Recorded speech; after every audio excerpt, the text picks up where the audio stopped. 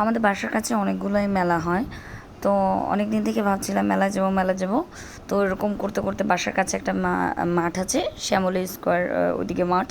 তো ওইখানে একটা মেলা দেখে ভাবলাম যে ঠিক আছে মেলায় যাই।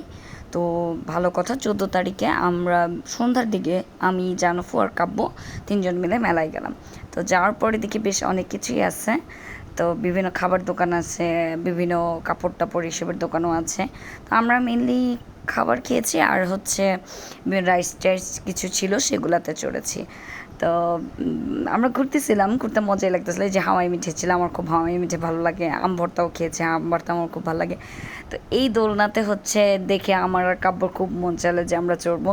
আমি একটু ভয় ছিলাম যে আল্লাহ এই দোলনাতে যদি দেখা যায় আমি ছিঁড়ে পড়ে টরে যাই। তো যাই হোক, পরবর্তীতে সাহস করে টিকিট কিনলামই, 50 টাকা করেছিল পাড়িয়ে। তো তারপরে হচ্ছে আমরা একটু ঘোরাঘুরি করে তারপরে এই যে এইটাতে উঠি।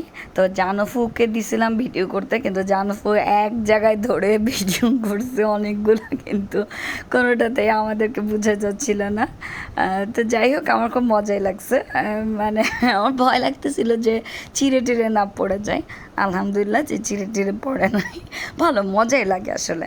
তো তারপর এই জিনিসটা দেখে আমার খুব মনে হচ্ছিলো, হারে আমি যদি এটা চেতে করতে পারতাম বাচ্চাদের, এটা তো এটা তো শুধু বাচ্চাদের। তো তারপর নৌকা দেখলাম, তো নৌকাতে আমি আর কাপু তারপর টিকিট করে তারপর আমরা তিনজন গেলাম। এখানে জানফুকে অবশ্যই উঠাইছি, এটা দেখেও মনে হচ্ছিলো করি করি, কিন্তু এটা তো করা যাবে না। তারপর এইটাতে আমি আর কাপ বসছি, এটাও ভালো লাগছে। একটু ভয় ভয় লাগে অবশ্য, মানে আমার ভয় লাগতেছে এই জন্য ছিঁড়ে না পড়ে যায়। ছিঁড়ে পড়ে গেলে মরবো তো না, দেখা যাবে হাত পা ভাঙবে আর কি।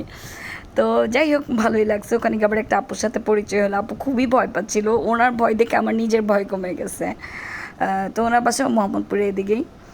তারপর আমরা বেশ কতক্ষণ ঘোরাঘুরি করলাম, আর দূরে বাচ্চাদের লাফালাফি দেখে আমার মনে হচ্ছিলো হ্যাঁ আমিও যদি এভাবে লাফাইতে পারতাম, কিন্তু আমার মতো বড় মানুষকে তো আর লাফাইতে দিবে না, আমি এক লাফানি দিলে ছেড়ে যাবে। তারপর জানফু আর আমরা সহ আম ভর্তা খাইলাম। আমার এই রাস্তার এই আম ভর্তাটা খুব মজা লাগে, ওরা মনে হয় কাসুন্দি টাসুন্দি দেয়, দিয়ে মজা লাগে। এরপর আমরা হচ্ছে নাক দিয়ে ধোয়া টোয়া বের হয় এই জিনিসটা খাইলাম, এটা আমার অনেক খাওয়ার ইচ্ছা ছিল। কেমন ঠান্ডা ঠান্ডা টাইপের যেন, পরে আমি আর কাব্য মিলে খাইছি।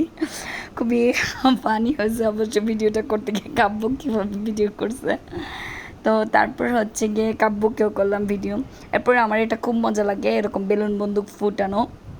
কাব্যকে দিয়েছিলাম ভিডিও করতে, শুধু আমার চেহারা দেখাচ্ছে পুরা, মানে আমি যে ফুটাচ্ছি এটা দেখালে ভালো হতো, কারণ আমি অনেকগুলো ফুটাতে পারছি।